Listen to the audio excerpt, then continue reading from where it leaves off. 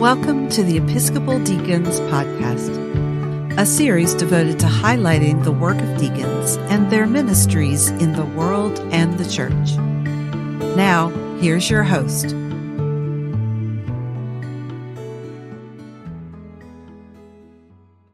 Welcome again to the Episcopal Deacons podcast. I'm Deacon John Ray from the Episcopal Diocese of Atlanta, and I'm delighted to welcome to this series the Right Reverend Robert Wright, the 10th Bishop of the Episcopal Diocese of Atlanta. He also happens to be my bishop, so I and many others in our diocese are pretty proud of him. And here's what his summary bio says on the Diocese of Atlanta website. I want to read this if I can. The Reverend Robert Wright became the 10th Bishop of the Episcopal Diocese of Atlanta in 2012. Since his election, he has been a vocal and active leader in the community, addressing the Georgia legislature about gun control, advocating against the death penalty, and supporting programs for underprivileged youth. He teaches about the importance of love and of justice and continues to lead the diocese to be one of service and faith, and always on the mission for the kingdom of God. Now, here's why I read that summary bio, Bishop. You've got to click through to find the extended bio with all the degrees, which there are many, the parishes you've served in, the boards you chair, which are many, and the honors you've received, which are many, which I think says something about what we know about of you in the Diocese of Atlanta and your diaconal bent. So thank you for that. Yeah, thank you, John. And I'm glad to be here with you, and glad to have an opportunity to speak with deacons both in the Diocese of Atlanta and in church at large. So I'm grateful for the opportunity. Thank you. So you were ordained a deacon in 1998. 1998. That's right. Okay. When Jesus was just a teenager. That's exactly right. So let's talk about, and you've talked about this yourself. So about how those are vows that don't sunset when you become a priest or when you become a bishop. So talk about how you keep in touch with those diaconal vows. Yeah, well, I appreciate that. Yeah, it's something that stays sort of close to me, not sort of close to me, something that stays very close to me. I mean, first of all, I think let's begin at the beginning.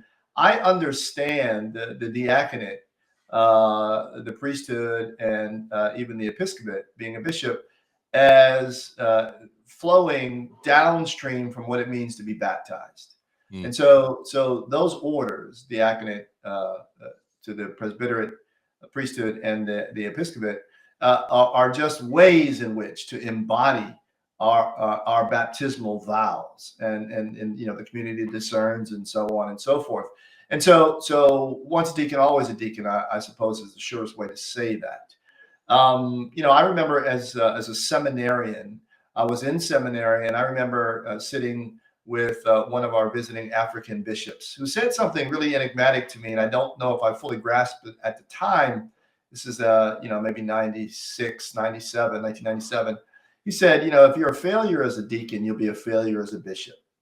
And so what he was saying was, as I sort of gave it more thought, is that there is something that happens if you get the diaconate sort of right, that will follow you throughout your life of ministry, whether you continue as a permanent deacon to the priesthood or eventually called to be a bishop.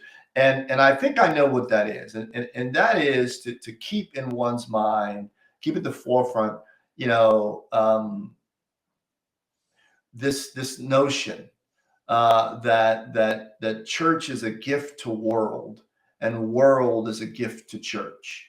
And if you can hold that tension, if you can strike that balance that the deacon is called to strike, then you really are on the right road to being the church and giving the world the most enduring gift that Jesus has given the world, and that is the church, an authentic church that knows that the gospel has something to say, no matter what the headlines are. It's a timeless gift, and what the world has to give the church is, because of the way the world works and all of the heartbreak and all of the joy, it keeps the church's liturgies, practices relevant and timely and responsive. And so that's why we need deacons. It's a delivery system to church and world that we absolutely need. Some will say maybe now more than ever, but I think always. And whenever the church misses that balance, she misses an awful lot. And most dangerous to the church, she misses being who Jesus invites us to be.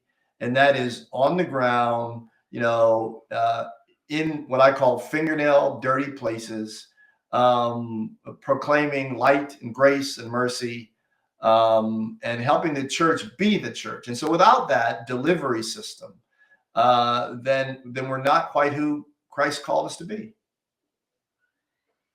That reminds me of what you said when to our cohort when I was coming through.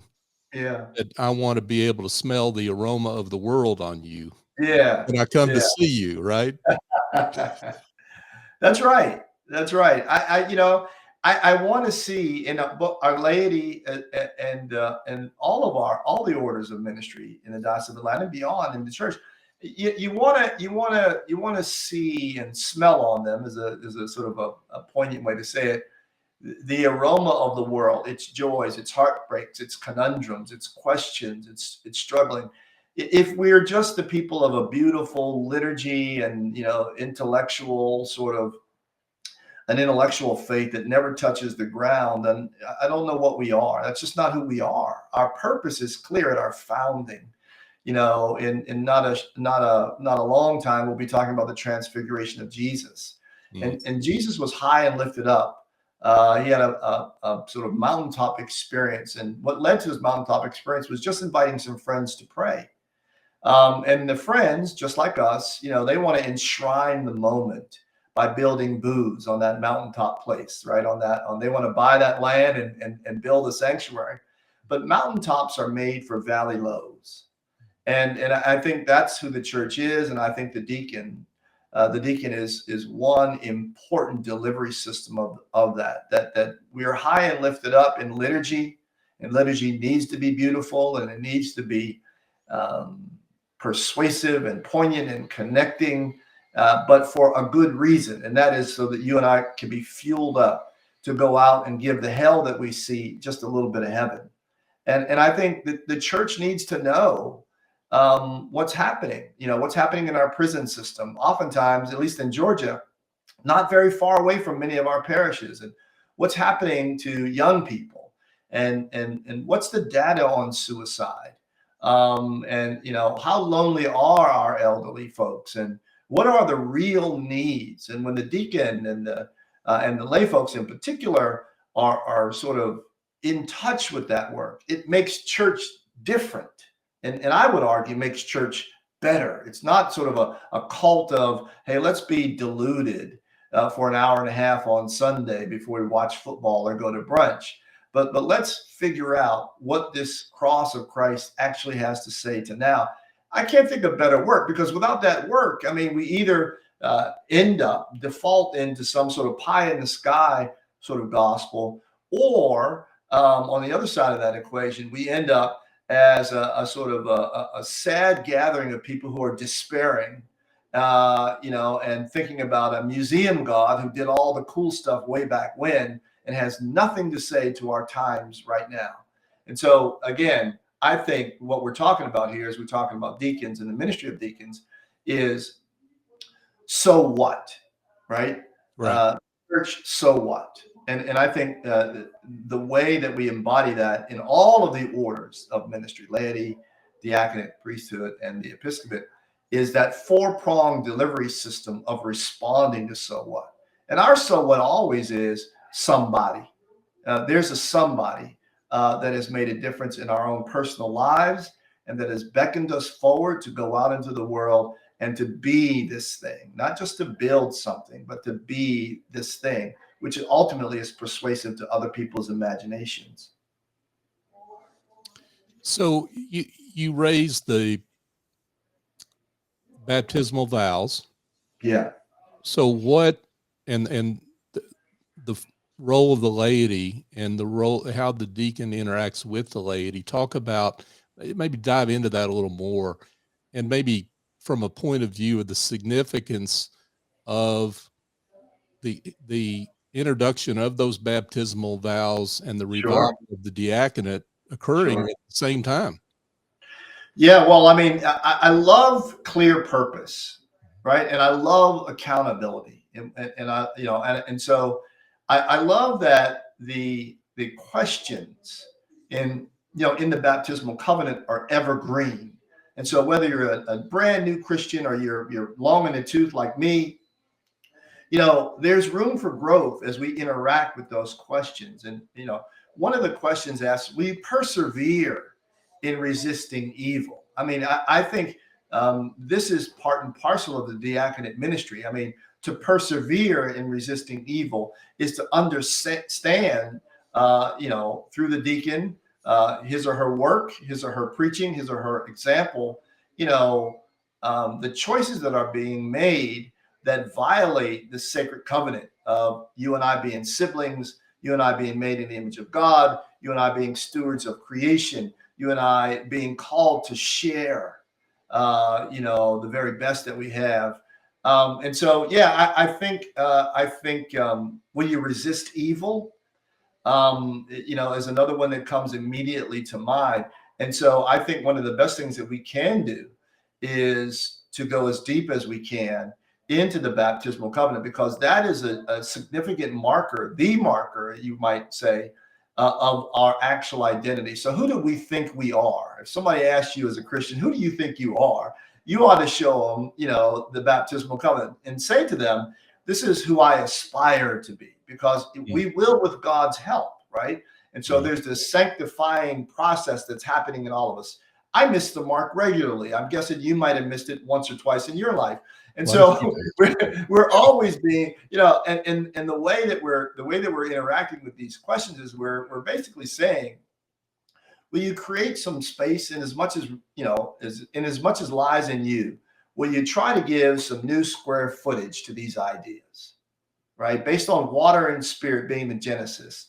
Will you give a little bit more of your time, a little bit more of who you are, a little more square footage of your heart to these ideas? When we do that, we create new realities, and we actually, I would say, we please God, right? And I think that's all of us are called, and delight in that. I mean, not only just called an obligation or duty or responsibility; those things are important. Those words are important. But I think as we mature as Christians, right, and that is to gain real facility with our ways and our traditions and our liturgies, our scripture, etc., we have to move into this place where we delight in wanting to do and be who we say we are. We narrow the gap between what we say and what we do, and this is pleasing to God, right? And let's bring up a dirty word in the church. Let's do that, right? And one of those words is obedience. I think we've strayed far away from the beauty of that word. And the truth of the matter is that sometimes being a faithful deacon means that we have to do something that we don't want to do because of obedience. We're talking about living life under orders, right? And so as we move from being a lay person into being under orders as a deacon, what we're really talking about is squaring up to the notion that I want to live an ordered life. And part of living an ordered life is that I will be obedient to the tenets of my tradition, and I will be accountable to other ministers, lay and ordained. And I think you can't have an effective diaconate until you have more of us being faithful in that way, obedient to our orders that we take, and obedient, if I can say that, in terms of accountability. My ministry is not mine. It is our ministry. We are ministering together. And so we've got to have more of a corporate understanding of how we're doing this work together. I think when we do that, when deacons are fellowshipping and not only sort of lamenting about the ways that the church is sort of, all the laments that we have. Right.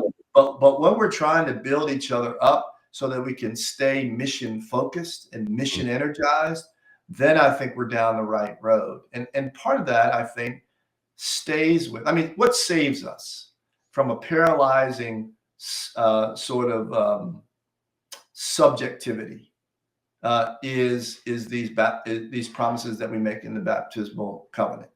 Right? Because that is the mission. I'm an old military guy, right? I was ex-Navy. And, keeping mission central meant the world. It was beyond my feelings. It was beyond who I liked and didn't like, or got along with or didn't get along with. The mission was central. And I like the clarity of that when we're talking about the deacon. World to church, church to world. That's where it is. And I think when it stays there, we can really bring an enigmatic example to most of our parishes and our dioceses. Well, one of the things that you've talked about before, and we've certainly spent some time around here in the Diocese of Atlanta talking about, is just the collaborative ministry between these four orders, right? And it's not a hierarchy. Yeah. That's not what the prayer book says. Right. That's right. It's a collaborative ministry. And if one of those orders of ministry is somehow out of balance, it messes up the balance of all. Yeah, I agree with that. I just absolutely agree with it. If all, I'm also a sort of car nut. And so if all four cylinders are firing, as they should be, timed and ready to go perfectly, then think about how effective you could be in any given location. If the bishop's not trying to be a lay person or not trying to kibitz with the priests, but he or she is staying in his lane, his or her lane, and really doing those things that only the bishop can do, that creates, I think, sets up a positive dynamic for the priesthood, and therefore the diaconate, therefore the laity. But those four working together, I think, is the best way to do that. So that means we're going to have to be interdependent, which means we're going to have to get over some of our ego stuff, and we're going to have to share this ministry. So it's not my ministry. It's really our ministry together. And here's the joy of that. I understand my gifts as well as I understand my limits, right? And so one of the great gifts of community is that it is a response to you and I individually being limited, right? It is a capacity building way to be in the world. And so I get to rely on John's gifts or Deacon Betty's gifts or whomever else, and they get to rely on mine. And then that way we have a multi-pronged approach to whatever we're trying to get after. And this is just logic at this point. This just makes a lot of good sense. And so what we've got to realize is that, these little, there's a book, an old book by a guy who said, "Your God is too small." That was the title of the book. And I think sometimes we've got to look out a little bit further out to a horizon and realize that God is really big.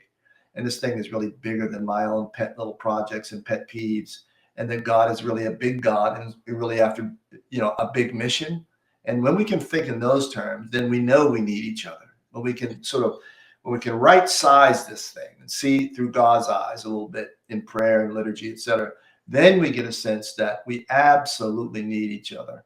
And if I'm going to participate in God's big stuff, then I need a big family so that we can respond. And I mean, these are paradigmatic, and these are the ways that I think I try to approach. To stay connected to these ideas and to have these ideas refined by being in community with people, I think is the way forward. Because, we run our experiments, and we've talked a lot about that in the Diocese of Atlanta. Fidelity demands experimentation. And I think what's exciting about that for the diaconate, that means fidelity demands looking at segments of need that perhaps we have not looked at before and seeing our way into those as opportunities for mission. The truth of the matter is that no church is going to grow by just focusing on itself. How we grow in God's economy is by paying attention to our neighbor and his or her needs. And the diaconate is just one of the best ways to get that done. You know, I'll look this up as a proxy for the question I'm about to ask. That you can go on Google and look at the usage of a word over time. Yeah, right. And the word grace is now in the usage of that word is down 80% in the last 100 years. Wow. So, John, I'm gonna have to steal that one. Steal it. I think no, but that's arresting to think about that and the implications of that. Mm-hmm. Yeah. So, talk about the role of the deacon in bringing grace to the world. Well, what is grace? Undeserved, unmerited favor, right? And your research is pointing perhaps to something that's deep in the world now, which is that there's a quid pro quo to the world. And look, I understand accountability and responsibility. I mean, there is a place for that. But the truth of the matter is that there's also a place for undeserved, unmerited favor. And if all of us could get quiet for 10 seconds, we might be able to think about a time in our life where were it not for something that we didn't deserve. And I've worked hard my whole life, and I know that you have too. But there's also incidents, and intersections in my life where someone poured into me and it was more than I had earned, right? That made all the difference. And so when I think about grace in terms of the diaconate, that's in some ways, that's that prevailing idea, which is that what would it mean for a community to stretch out stretch out its arms rather, to folks that can't repay. I mean, Jesus talks about the banquet for people who cannot repay, right? They can't buy their way into the banquet. They don't have a covered dish to bring, to the casserole supper, right? And so a meal, a housing voucher, all those things, clothing, backpacks for kids who don't have the means to get back to school in the way that my kids and your kids perhaps can get back to school. I mean, that is an expression of grace. I mean, some people sort of, get down the charity road, and charity is just one form of grace. And grace does not necessarily cultivate an entitlement or paralyzing people, but it's this resounding expression that we have received grace, and so we're passing it along in these forms. And many are the stories of people who, because the church has reached out at critical times in their lives, or the church saw them, or the church advocated for them, that changed things. I think this is kingdom work. Jesus never said, hey, if you do this stuff, it'll solve everything. He said, the poor you'll always have with you. Right. But in our time and in our day, we're called to do the very best we can. Right. And I think a lot of times that looks like providing a banquet for people who cannot repay. And I think, look, this is how church finds out, who she really is. I was a rector 1,000 years ago, and I was trying to invite people into the prison to go. We had a women's prison. We still have a women's prison here in metropolitan Atlanta. And I tried to get, and it was a fairly upper class congregation. I called them the Carrot Club because, lots of, a couple carrots on the diamond finger, right? And, for all of my trying, couldn't get it going. But the matriarch of the parish, who had a long history of visiting the church, decided to do some organizing. And she invited primarily women to join her on a Thursday night in the prison. And, because She was the matriarch and I was just the priest. They went with her, right? The power of a matriarch, right? Right. And what was telling was when the women, judges, some of them doctors, lawyers, teachers, school principals, I mean, well-heeled, accomplished ladies, they came back from their interaction over a month with women who were incarcerated and thanked me. And so that tells me something about the point that they realized when they went there what it felt like to be the administrator of grace, which called them to think about the grace that they had experienced in their own life. And so this is the genius of God, isn't it? So both parties received a benefit, and both parties knew something more about who God is. And that's the very best of what we can do, I think, in the diaconate and all the orders is to be people who have on our mind the grace we've received and who want to sort of amplify that grace, replicate that grace, in the world. What is the best deacon, right? The best deacon is somebody who knows all the stuff I'm talking about, but fundamentally is a person who loves God and who realizes that God has been good to them. You just can't beat that in the world. You can put it in any order. You can put purple on it. You can make it a bishop. You can make it a priest, a deacon, lay person. You can make it whatever you want. But if someone goes out into this world and is deeply grateful for breath and life, for every forkful of food they have, etc., and they go out and they engage the world, that continues to change things. We've seen it. We see it all the time. And then when you put a little bit of depth of understanding about who Christ is and who Christ has been, and that you and I are stewards, ambassadors for him, then you add, strength upon strength. And so I think this is why grace makes the difference. And maybe now, because of your wonderful research, now more than ever, we need more expressions of grace, because it seems like the true definition is drying up. Yeah, for sure. I'm curious. I've heard you tell that story before about your time at St. Paul's, and I'm curious that leads me to something I wanted to get to, which are questions around the deacon as a leader, and empowerment, and asking catalytic questions, that cause people to think about things differently. And maybe I can tell something I shared with somebody, that somebody was asking me, we were talking about the diaconate, and I said, I'm not a sandwich maker. Now, that doesn't mean I haven't made a ton of sandwiches, and that doesn't mean I might not be making some in the next few days, but I'm not a sandwich maker. I try to encourage the love of sandwich making in others so that they can take that love that comes out of their heart and start doing it themselves, right?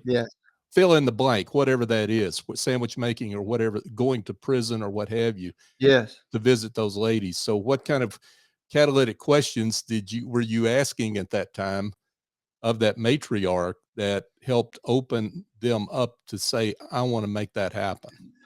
Yeah, well, I mean, I think one of the catalytic questions, I mean, these are open-ended questions that really sort of are enigmatic, is that, the question I asked, the first question I asked is, can you help me? Right. Which is realizing my own ineffectiveness and realizing that there may be somebody better suited to ask the question. Right. So, I mean, I think maybe step number one in doing this work at any level is realizing your strong suit and being honest with yourself. Right. And so, when I started to realize that leadership is an activity and not a role, I think that was the beginning of real deep learning for myself. Right. And when I realized that leadership begins with me, but must engage with others. Right. And then you start to understand something that's critical. And so what I asked Eva, who just turned 100 years old, by the way, now, when I asked Eva to really get involved, because she was doing her own little thing, right? But when I asked her to get involved at a congregational level, that was my way of making sure that the sandwiches got made without having to make all of the sandwiches. And it was a new way for me to exert leadership. And I loved it. It was a great laboratory for learning, which is that if you want to get some things done, doesn't mean you have to do them all, but it means that you mobilize people. One of the great tenets of leadership is to examine your capacity for mobilizing and energizing people. And talking and preaching is just one way to mobilize and energize people, but there's a whole laundry list of other ways to do that. It's about staying close to what the purpose of the church is. So, I mean, I think when people get energized around purpose, and so as I've talked about, ad nauseum in the Diocese of Atlanta is that what is the purpose? What is the fire, right? Jesus talked a lot about purpose, actually, and purpose is actually a scriptural word and not a corporate word. Some people wonder when we're talking about leadership if we're baptizing corporate ideas. No, I don't think so. I think if we read our Bible, I think the word purpose is there, and purpose simply means fire. And the Bible tells us that every time God wanted to get people moving, God introduced them to some new expression of fire. First, there was the Big Bang, right, which was fire, and then there was Moses left being a felon and became a deliverer because he encountered fire. And the birthday of the church, of course, was fire. It was the Pentecost fire. And so, I think one of the ways we get people going is that we talk about what the fire is, and the fire is that we are not a group of people assembled to be nice. We are a people who have been assembled by the grace and love of God through the waters of baptism to be the hands and feet of Christ in the world. That is our purpose.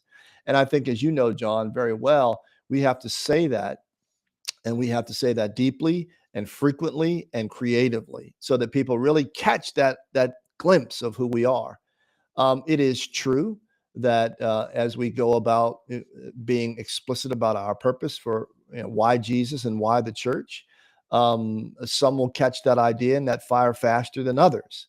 And so for those of us, I'm speaking to the diaconate in particular now, we've got to be real clear about the purpose of the church.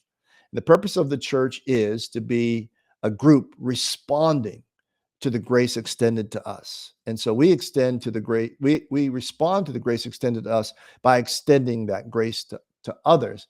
And so I think about leadership in that way and inviting people into a space of gratitude. Here's a practical matter that people can do wherever they are. Whenever the church prays, the Episcopal Church prays, she normally prays what I call the woes of the world, right? We use forms of the prayers. And then we normally pray for people in trouble of crisis of any kind, and we should. There are 7 genres of prayer in the Episcopal Church, according to the Book of Common Prayer. Not making this up. We tend to be really good at petition, asking God for stuff, and intercession, praying on behalf of others. One of the things that energizes people is what would it be like if before we did what I call the woes of the world, crisis and trouble, we started to invite and raise up people's capacity to be grateful to God first. So what would it be like in the local church to have a robust time of thanksgiving in the church? What would it be like if we used a season of the church exclusively for thanksgiving and praise to God?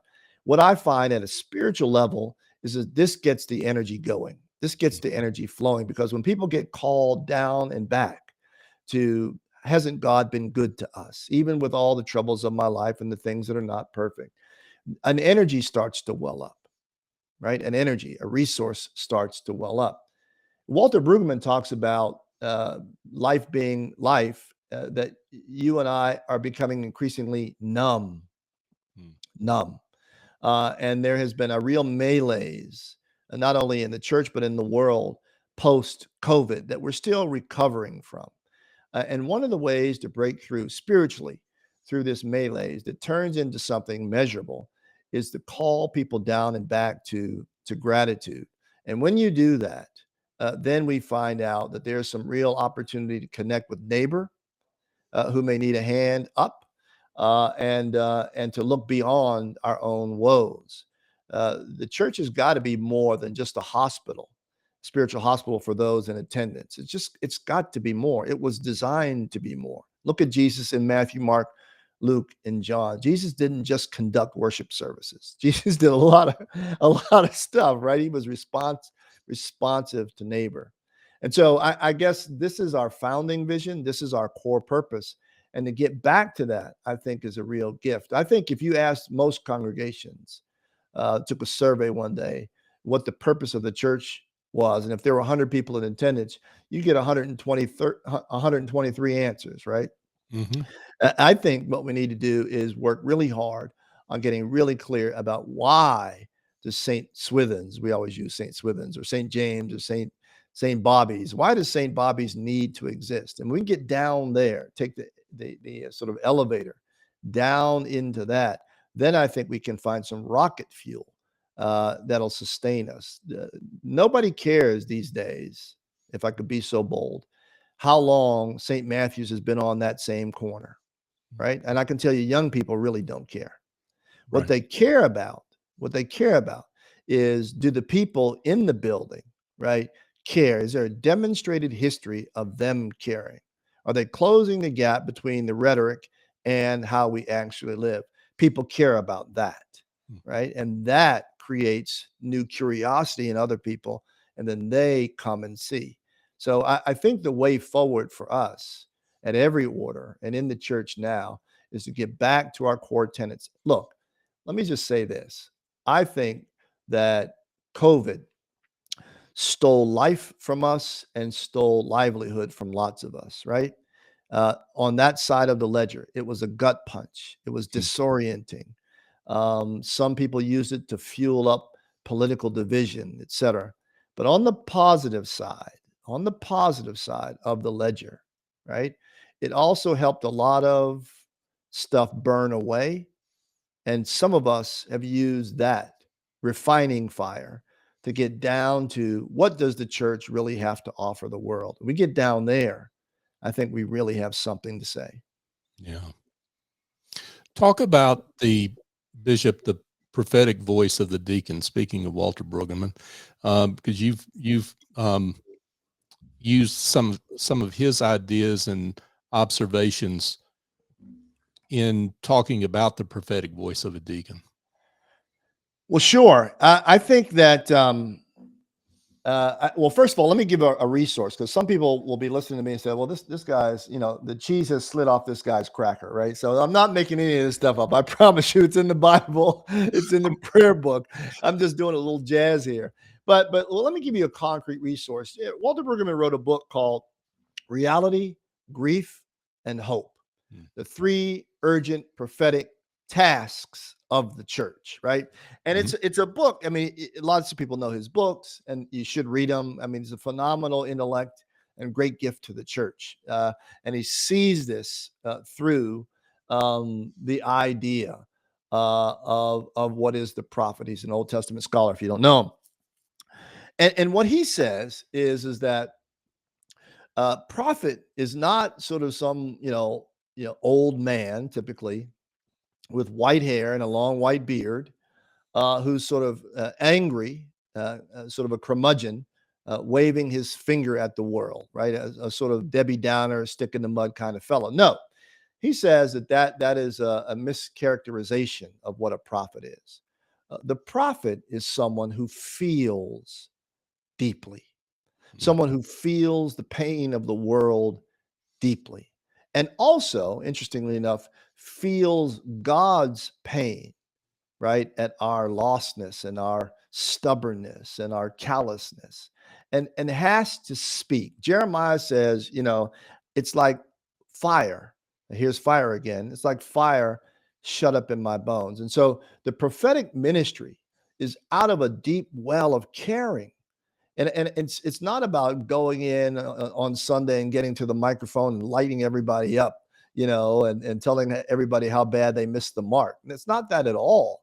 It's speaking the truth of God boldly but gently. Boldness is different than arrogance. Boldness is different than arrogance. And I think one of the ways we get to boldness over arrogance is to have real love in our heart, both for those who are being abused by systems, left behind by systems, and also for those of us trapped in cycles of status quo, who can't even see that we have sort of gone, we've gone off the tracks. And so that characterization of a prophet has really helped me, because I think we've got to find a way to communicate in love to the gun lobby, as well as to the parent who's lost a child because of ineffective gun control laws. I think you can do both. I think it's hard, but I think you can do both, and I think they're both essential. I think you've got to find a way to speak the truth in love to the developers who are sort of overdeveloping many of our metropolitan areas and leaving no space for affordable housing. And you've got to speak with love to those who are in desperate need of affordable housing, and no matter what they do, cannot earn a living wage and able to keep body and soul together. And so this is the prophet, I think. And so that is the spirit of it. And I think, for prophetic ministry, I think we don't often talk about the connection of prayer to prophetic ministry. I think the prophets that I want to trust are the prophets who have worn out knee pads, who are praying. Desmond Tutu is a great example. Desmond Tutu found a way to speak for those suffering under the boot of apartheid and those who are propping up and affirming that system. And he was criticized on both sides. But because he stayed in relationship and was not converted by the powerful, he was able to be effective on behalf of the powerless. And so this is the road I think we need to walk. And it comes from out of a deep reservoir of praying, staying in connection with God, and realizing that all are God's children. So this is our gift. This is our calling, is to be able to find that line. Some people just think it's a one-dimensional, flat, ego sort of driven way of prophetic ministries. I'm just going to get up there and boy, I'm going to tell them. Well, good luck with that, right? Yeah. We know how to handle that. What Desmond Tutu did was to keep everybody off balance. He was able to say to F.W. de Klerk and P.W. Botha, the two presidents of South Africa, and connect to them as parents and grandparents, and talk to them about South Africa and the future of South Africa, as well as those boys and girls who are being snatched off the streets for protesting, the brutality of apartheid. And so I commend Brueggemann's book to you. He can take you way farther than I can take you. But the prophetic piece is really about trying to get the truth in the room, right? And then making space for the loss that is real. And then he names this capacity of being able to hold steady until hope genuinely and authentically comes back around. And we practice this in our liturgy, don't we? Christ has died, Christ is risen, right? Christ will come again. Mm-hmm. And there's a Saturday, right, where nothing happens in our liturgy. I call it the soul-sucking sound of silence on Holy Saturday. And we've got to be able, as we get the truth in the room, the prophetic piece, as we make room for the grief and loss, Good Friday, to be able to hold steady with the full assurance that our hope is in a God who can resurrect. And look, that's a plenary address right there in and of itself. But I think these are the marks. These are the road markers, I think. And I would commend Brueggemann's work on this for those listening.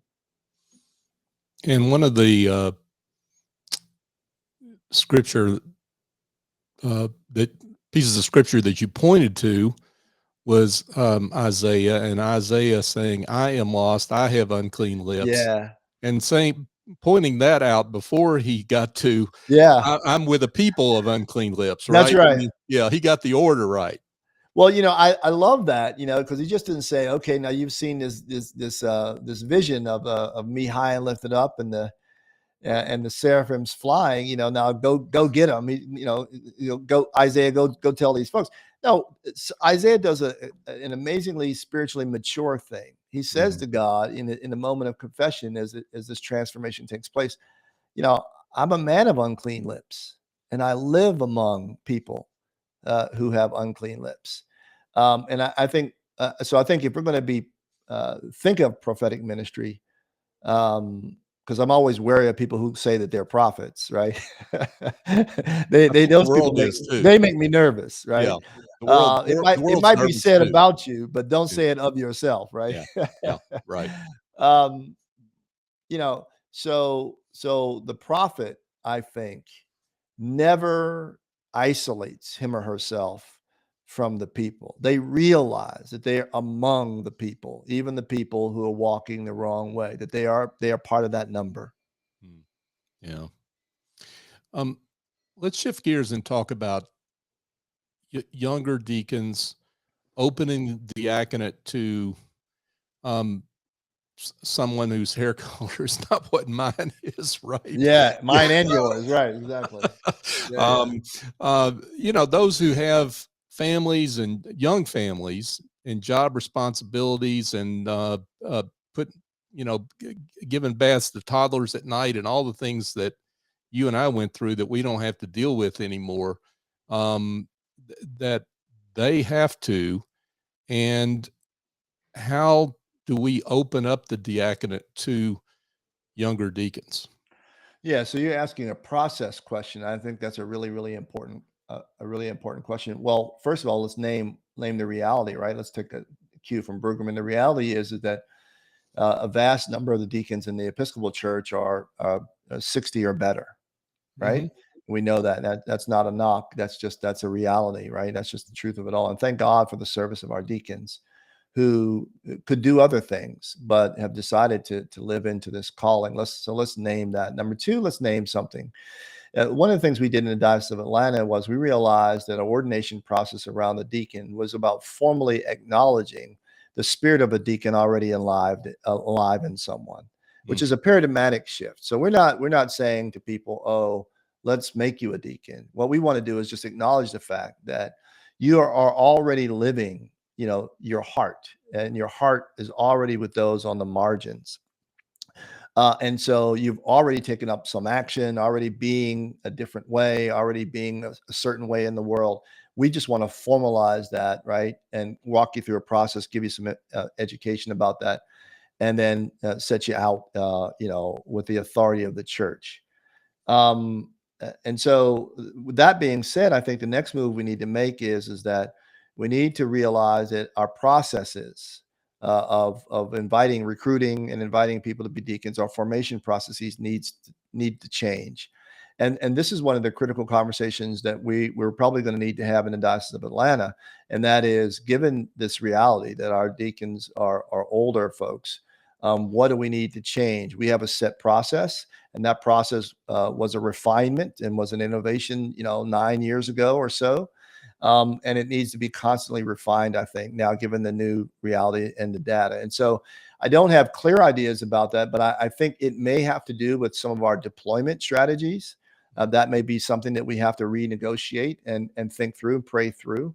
But I think at the core of it, it's got to be us taking a proactive sort of approach to identifying deacons in our midst, people you meet in parish life, people you may meet beyond church life, who just have this heart, who have to connect to people. I met a woman at one of our parish visits some months ago, who is well known to the homeless population in Warner Robins, Georgia. And she just can't help herself. She's filled up her car with items, hygiene items that people may need, and waters, and always with meals, etc. She just cannot help herself. Now, she doesn't need to be a deacon necessarily, but we need her to be a deacon. We need her to help us to amplify that ministry and that work. She's already doing a marvelous job, but I would want to invite her to be a deacon. That goes to the acknowledgement of that diaconate spirit. And increasingly, I'm noticing that young people, that's how they're making their way into churches, through service and through charitable works, et cetera.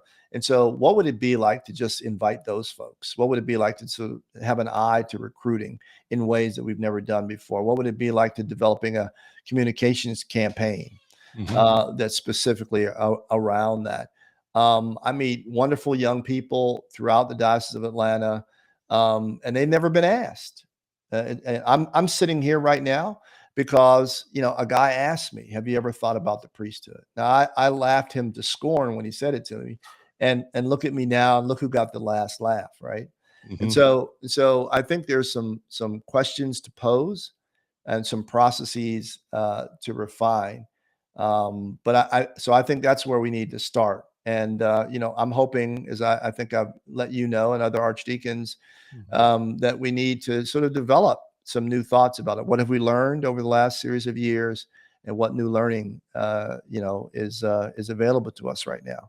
But we've got to do something different, because at least in the Diocese of Atlanta, just the 8th largest diocese in the Episcopal Church, 117 or so worshiping communities. All of them can benefit from a deacon's presence and a deacon's example, a deacon's preaching, and a deacon's relationship with them. And so we need more, not less deacons, right? And we need some deacons also who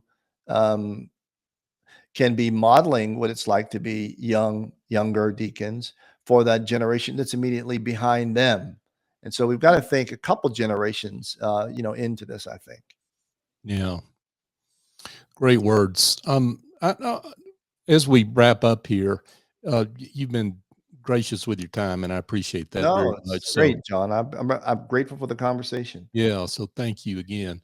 But I want you to address something that you said. We had a joint retreat of the deacons of the Diocese of Georgia and the Diocese of Atlanta last year, and we were blessed to have both you and Bishop Logue join us for that. And one of the things you said at that time was that this is the day in the church, this is the day of the deacon. And I can hear some hackles going up on that, but that I don't think anybody, that you or Bishop Logue meant that in any sort of hierarchical way at all, or anything at all, that this is a function and a calling. And I want you to talk about that, and as we close, what you mean by this being the day of the deacon. Yeah, I will. And it's really connected to a lot of what I've said over the last series of minutes. And that is that, I think people are looking nowadays more than ever for what we do and not what we say. I think people, and so the case arguably could be made, this is a day of the faithful Christian witness, right? But we're talking about the deacons right now, and the deacons who take up a specific charge to bring world to church and church to world. And I think what young people in particular are looking for, and all of us really, who may be made callous by the 24-hour news cycle and the litany of the woes of the world, is we're looking for somebody who has found this balance of how to have this Christian hope in a world that so often seems like it's going in the wrong direction. Someone who is gracious, and someone who finds real joy in the prison cell with other people, or outside of Home Depot early in the morning with the brothers and sisters who are looking for day labor just to keep food on tables. We're looking for that, because that is the genuine article, right? And it really is somehow always been the genuine article, is the witness who walks the walk and talks the talk, and actually does more walking than anything else, right? And I think that is still what the world can see first and best. The church sadly has gotten a bad name by so many people who have given the church a bad name. I mean, there's the scandal of pedophilia, there's the financial abuses, et cetera, and whether that happens in our denomination or not, it splatters on everything Christian, right? Yep. But people are looking for, and continue to look for, a way to embody spirituality, which is big and generous and self-serving and decentering of oneself. They're still looking for that. And I still think that the diaconate can be one of those wonderful ways. It's an example. It's a poster board Look, I think if we do this thing right, this witness thing to Jesus Christ right, I think you and I end up becoming little wonderful ads for Jesus Christ. And so it's not believe what I say, it's watch what I do. Yeah. Watch how I talk to people. Watch how I disagree. Look at my Facebook feed and see who I victimize or villainize, right? And see the absence of that. See gracious speech for lots of people. See me stand for something while standing with other people. I think the world wants that. And I think the deacon has a running start at that if he or she is faithful to the promises they make at their ordination. Amen. So as we close, I've got a few deacons across the country that when I introduce myself and I say Diocese of Atlanta, they say, "Oh, you've got that bishop with that great podcast." So I want to give a commercial here. Speaking of ads, I want to give an advertisement for your podcast. So let's direct folks on where they can find it if they don't know about it already. So John, thank you for that. And thank you for this time. I appreciate that. And to all the listeners, thank you for your attention to all of this. One of the things we put together some years back in response to COVID, as everybody was sort of retreating, we needed to figure out a way how to lean in. And one of the ways we did that was to start a podcast. And the podcast now has gone beyond the Diocese of Atlanta into every state in the country, as well as beyond the country. It's outperformed our wildest imagination. It was entered into prayerfully, and it was just a way to sort of create a space where we could talk about a good God and how you and I might respond to that good God. It's lectionary based. We use the lectionary. I write a piece called For Faith, 100 words every Friday. I have done it for 11 years in the Diocese of Atlanta. And then we started this podcast. It's a conversation between myself and someone. And that's going out and performing wonderfully well. And so you can find it anywhere you get your podcasts. It's called For People with Bishop Rob Wright. For People, F-O-R, People with Bishop Rob Wright. And so I invite you to listen. We've talked to the governor of Georgia, Senator Warnock, our sitting U.S. Senator here. We've talked to our presiding bishop, Barbara Brown Taylor. We've talked to men and women and young people who are trying to sort of live out the intersection of what leadership means when you follow Jesus. And if you don't know how to get your favorite podcast app, send me an email and I'll help you because there's some folks that are still figuring that out, and that's cool. So I'm happy to help you. deaconjohnray@gmail.com. But that's a great way to connect and hear that podcast. So Bishop Wright, I'm grateful for you and your witness and your example. Thank you. And thank you for this time. John, thank you for your witness and your example in this format. God bless everybody. Yeah, God bless you. And folks, just a reminder that this series, the Episcopal Deacons podcast, is presented jointly by the Association for Episcopal Deacons and the Fund for the Diaconate. This series is devoted to highlighting the work of deacons and their ministries in the world and in the church. If you'd like to learn more about deacons and their work, go to the AED website at episcopaldeacons.org or the Fund website at fundfordiaconate.org. So for my guest, Bishop Rob Wright, I'm Deacon John Ray. Join us again next time on the Episcopal Deacons podcast. Thank you for joining us. The Episcopal Deacons podcast is presented jointly by the Association for Episcopal Deacons and the Fund for the Diaconate. This series is devoted to highlighting the work of deacons and their ministries in the world and the church. If you'd like to learn more about deacons and their work, go to the AED website at episcopaldeacons.org or the Fund website at fundfordiaconate.org.